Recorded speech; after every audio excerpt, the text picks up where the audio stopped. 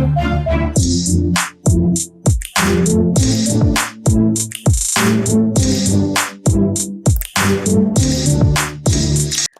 to The Print. The unfinished Sisyphean struggle has not made me tire of it. Mine has been the struggle for a better world, and the struggle is its own reward.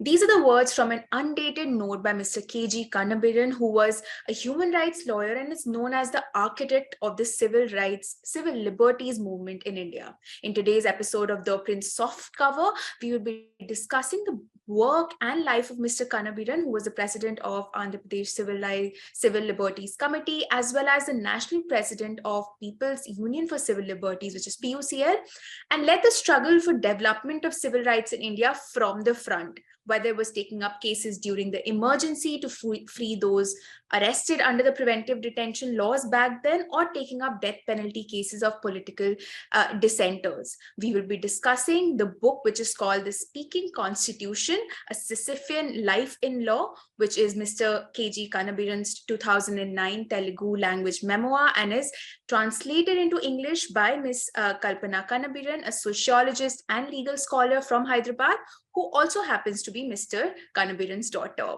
I have with me Kalpana Kannabiran. Welcome to the show, ma'am, and thank you so much for joining us today. Thank you. Let us first begin by unveiling this book. I have it with me here for all our viewers. I'm going to remove the cover as elegantly as possible. Here is the cover for all our viewers. And with this, let me just begin by, I have a few questions here, now, ma'am. I want to start from the beginning. You mentioned the preface that you were almost 14 when the emergency was declared, and you saw the political and social movement back then firsthand. Not just because, of course, you were growing up then, but also because of the family you were born into. So you occupy a special position in that way when you saw that fight and struggle to protect people's fundamental rights that your father was sort of leading from the front. Could you, for our viewers, describe that environment for you? How was that, the vibrancy of that environment growing up?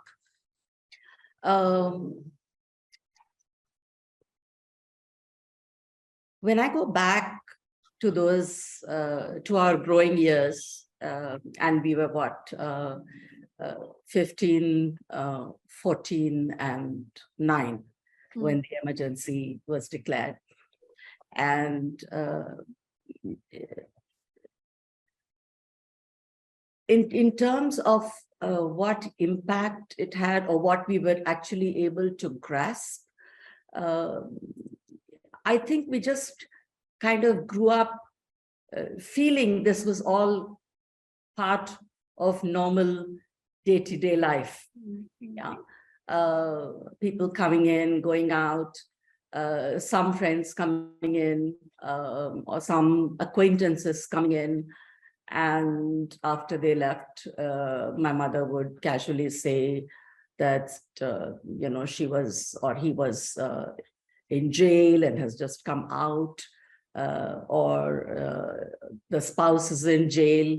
Or you know, there's the incessant ringing of the phone, and stories of you know, I mean, not just stories, I would say you know, everyday conversations on what was to be done and where my father was going, and you know, what he needed, when he would leave, when he would come back. And my mother was also working full time, and so the sense that we got, I think, as I look back, was one of a household that was never still. There was always something happening. There was always somebody new coming into the house and going out. There was always something, some animated conversation at the dining table, in the living room, which, you know, we just kind of heard and registered. We were not particularly disturbed by it. Right. because it was normal where we were concerned. So we went around playing, and we were doing our cycling and climbing trees, and hanging out with our friends, and doing well or badly in school. So in that sense, this didn't really interrupt our lives as school-going children. Yeah. The only thing that I think kind of registered on us is when my mother, said a couple of times that, if anybody comes to school and asks you to go with them, don't go. And the only person who you will go with is so-and-so. And she named a friend of theirs. And she named one of my uncles. But other than these two people, nobody. You will just stay in school, or you will come straight back home. So this was the only word of caution. And even that was not dramatic. And my mother is a very, very matter-of-fact person. I mean, she's like, just say it. Okay. And so she just said, yeah, so this is it. You will come straight back home. If there is something, one of these two people will come to you. Otherwise, don't pay attention to anybody else. So that was the only extraordinary thing that, that was communicated to us. So, no, I mean, as children, we were busy with our 10th and our 11th and our school. And, this was part of the daily life, I mean, my father's office was always in the house. It was always the front two rooms or the garage of the house. Right. And till almost 85, we lived in rented accommodation. So there was always a garage or an extra two rooms that were rented where he would have his office. So, yeah. So it was very, very kind of, I wouldn't say it was spectacular, or extraordinary growing up with very, very normal, middle class family. Yeah. So did they never bring back these conversations and these political discussions back to the dinner table? Oh, they did. We were used to witnessing them. Right. We were so used to witnessing them that we just normalized it. See, it wasn't extraordinary for us. Tragedy of the times. It was very normal for us to hear that somebody had gone to jail and then that somebody had come out, or that my father was arguing for people who had gone to jail, or some, friend of his, this uncle or that uncle had been arrested. And the thing is that was kind of pretty normal conversation. Right. Okay, so since we're talking about the emergency, we also often talk about the state of the judiciary back then. Now, for example, in your book, in the book, it's mentioned we had judges who had passed judgments supporting the emergency. There was a judge that the book talks about who wrote that the government was looking after detainees like a mother looked after her children. Now, almost 5 decades after that period, do you think that the judiciary has done enough to sort of isolate itself from political pressures of the day? Do you think there are enough safeguards to not let that happen again? Well, I think there are safeguards. There were safeguards even back then. Right. And there are safeguards today. What the judiciary does with those safeguards is another matter altogether. Right. Yeah. And that's why I think, the subtitle of the book is so apt, A Sisyphean Life in Law, because my father's self-image was always Sisyphus. He always described himself as Sisyphus. And his first book, Wages of Impunity, which I kind of, compiled and put together for him and did his footnoting and everything. I asked him for a title for the book and he said, call it Labors of Sisyphus. And of course, the publisher just shot it down. So we had Wages of Impunity instead, which was another kind of title that I just came up with off the top of my head. I said, okay, there has to be impunity in the title. So do you think you'll go with this? But then he was pretty stuck on Sisyphus because he saw in his own lifetime, things going up and down and up and down. He would have victories and losses one after the other in the same court by the same judge sometimes. I think that situation pretty much carries through to this day as well. Right. That you have a victory, then you have a rollback. Mm-hmm. You have you have a momentous decision. For instance, you have a momentous decision like Puttaswamy, which actually talks about fundamental freedoms. Right. It resurrects Justice H.R. Khanna's dissent in ADM Jabalpur, but still you have so many political dissenters in jail under UAPA and the Bhima Koregaon cases and so on. You know, so and for protesting against the Citizenship Amendment Act. So it's it's very, very mixed. But I think that and I think that is where the relevance of this book also lies. I think that's also why the timing is opportune in a sense. Right. This is actually one of the reasons why I think this book has come at an opportune time, because we have the Puttaswamy judgment in 2017, which reinstated Justice Khanna's dissent in ADM Jabalpur, which was an emergency case. Right. And so one would imagine then that the right to personal liberty, because of a constitutional bench decision, will be firmly entrenched in courts across jurisdictions across the country. Right. And still you have, large numbers of political dissenters and protesters, jailed under UAPA. You have the Bhima Koregaon cases. You have the people in custody who are protesting against the Citizenship Amendment Act. So it's not a guarantee that you have a stellar judgment and constitutional interpretation by courts will automatically fall in line. And this is one of the points I think that my father had been incessantly making, that it is something that you have to constantly strive to achieve. It is never a finished or a done deal. Okay. But you have to keep measuring your actions against that standard, and you have to see whether you measure up or not, because that follows automatically. You can have a 9-judge bench judgment, but that doesn't mean that cases then follow automatically from that.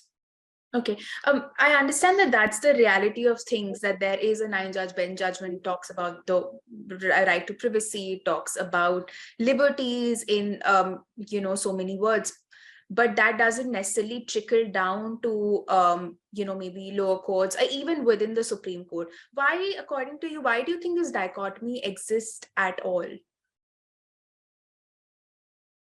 Sorry, why is? Why does this difference exist at all? Dichotomy is what? It's actually not a dichotomy.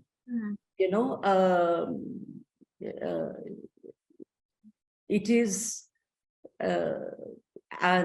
it is an understanding and a commitment to the core values of the Constitution.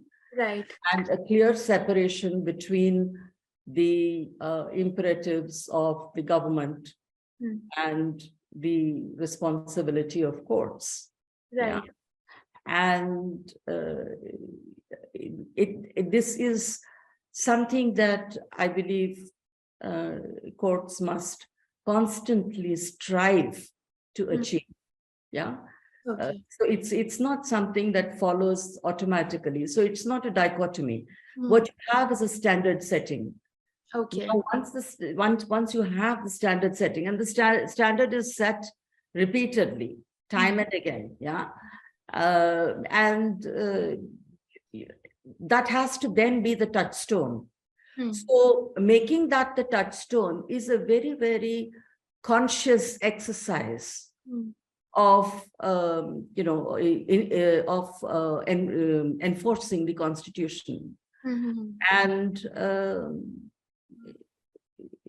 this I think is what even as citizens we need to remind ourselves, and we need to remind the courts and the state that this is a responsibility that we all hold together. So when you talk about, we as citizens, that's what we need to remind the state. Now, of course, one way, or the way in which citizens can interact with the Constitution is by taking the matter to the court and fighting it out judicially. But there are several other ways in which citizens interact with the Constitution as well. They fight for their rights, they stand up for protests. How much of space do you think that citizens at present have to interact with the Constitution in those many ways, in non-judicial ways? And if there are other ways that you can tell our viewers about in which they can actually do that? For some years now, maybe 2-3 years now, I've been thinking quite, quite intensely about the place of the Constitution in the popular imaginary, right? Not just within courts, not the Constitution as confined to or within the enclosures of the courts, right? But the Constitution as a commons that people own together. Yeah. And I've actually been trying to open this idea out, and the idea occurs to me because of the wealth of case law and protests and so on that I have seen, over the years, and the ways in which in the emergency period, for instance, poets performed the Constitution, and subsequently in social movements interpreted the Constitution for courts. So it's only courts that are interpreting the Constitution. And I think that that's where we make the biggest mistake. I think that what the courts do is affirm or deny the citizens' interpretation of the Constitution, particularly in matters that concern life and liberty and freedom. Right. Okay. So it is citizens who claim the right to freedom and who demand the right to freedom from courts, and courts can either affirm that or deny it. Yeah, and that is what we see. I think for a very long time, what we kind of seem to believe was that courts grant us freedom and liberty, and I think that is now no longer even a widely held view. If you look at the period after 2019, especially, you will see that it is protest sites that are performing the Constitution. It is protest sites that are performing the preamble. Right. And people are being arrested, for reciting the preamble. In a protest. So, you even have this judge in a Delhi court saying, what is his crime? Tell me, was he reciting the preamble? How can you take somebody into custody for reciting the preamble at a public protest site?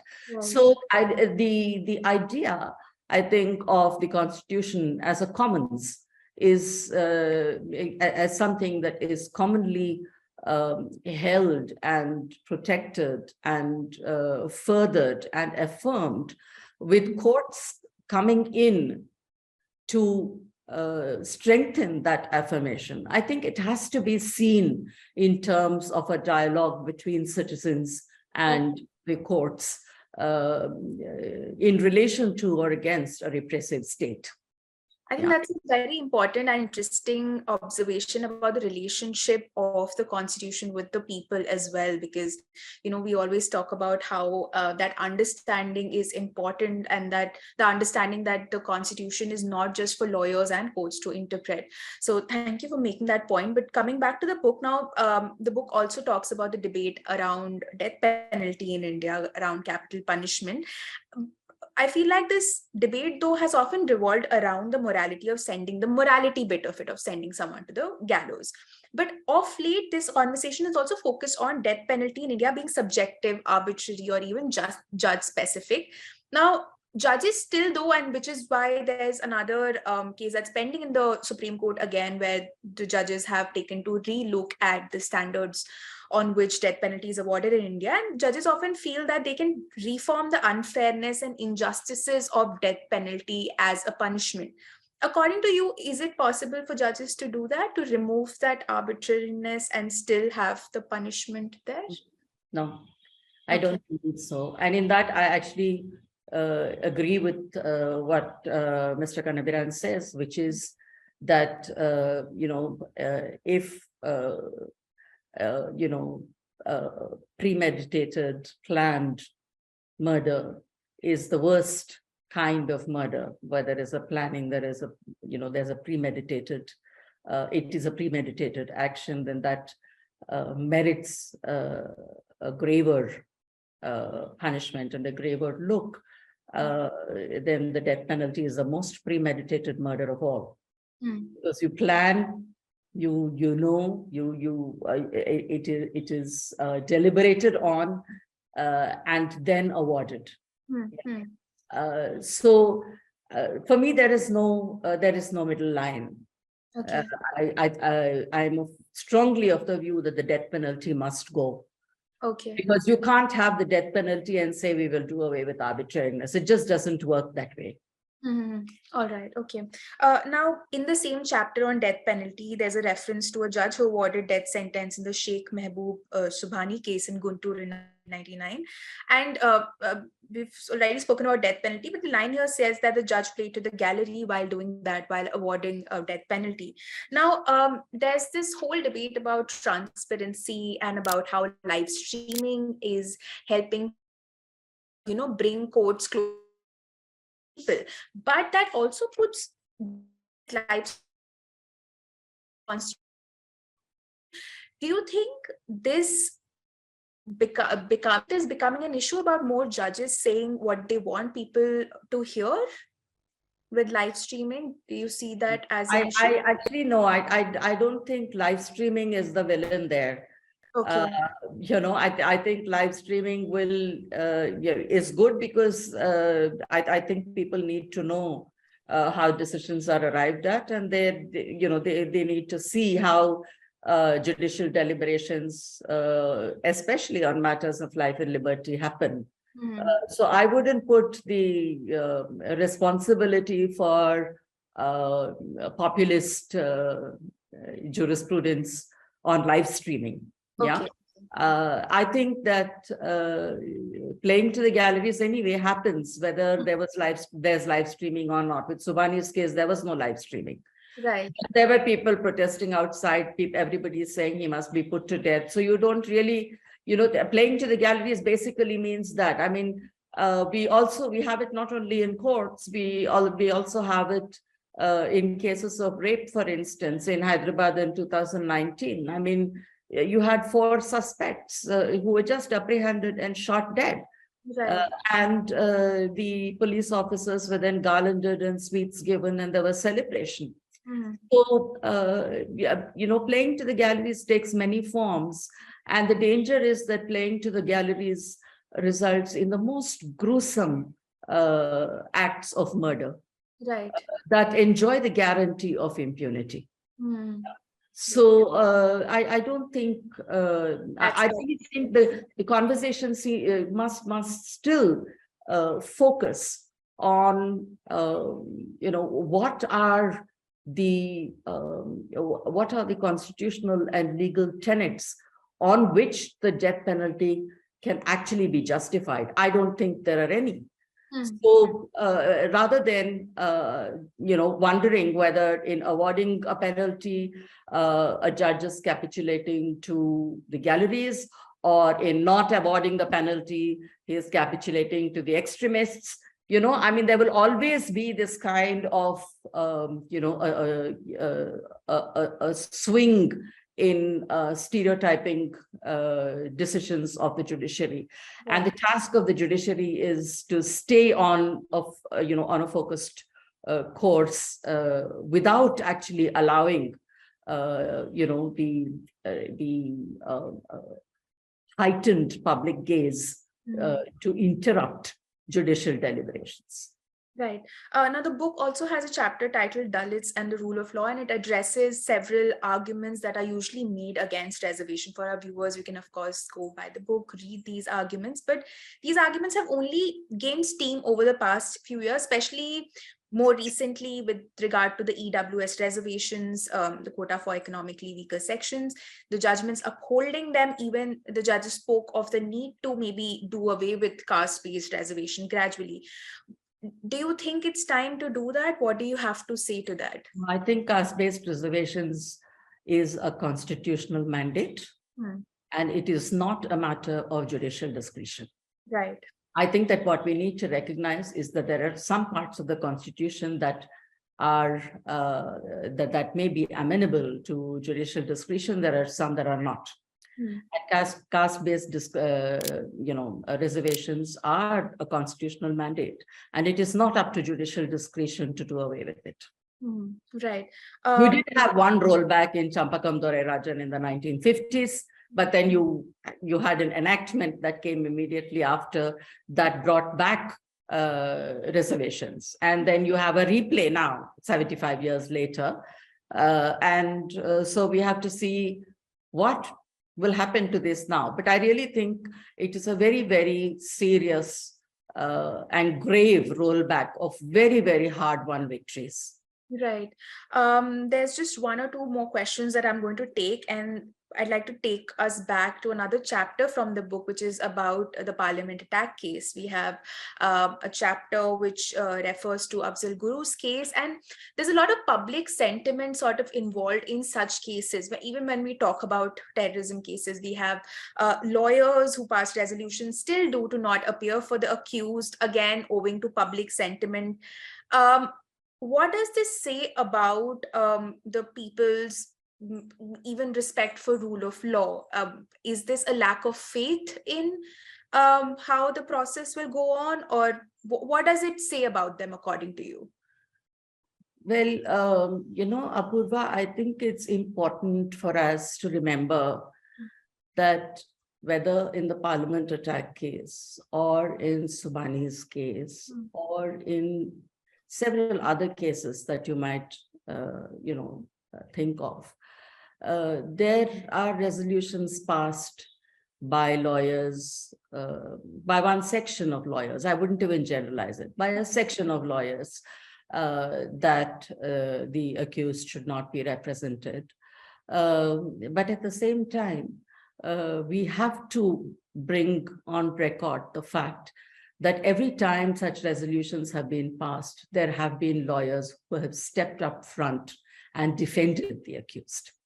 So it's not as if in all the cases, where there are resolutions passed, the accused go without being defended. I think we have a fairly significant section of lawyers who are committed to the Constitution and the rule of law and to fundamental rights, who do step in against the cacophony of boycotting the accused. And I think that thin sliver is really the backbone of the Constitution in this country. Right. Yeah. Okay. So my last question to you here would be, now the book quotes Dr. B.R. Ambedkar at one point when Dr. Ambedkar said that social transformation is a necessary precondition to political change. Now, as per you, how effective have we been in attaining that social transformation, or is this a process that will keep going on? I think you addressed it a little bit in one of the earlier answers, but if you could talk a bit about this. Well, even with social transformation, like with struggles for fundamental rights and human rights and so on, even with social transformation, the point is it's never a finished task. Right. It's never a finished task. Every generation has a new set of challenges. Old challenges resurface. Look at the EWS. Yeah, old challenges resurface. new challenges come up. And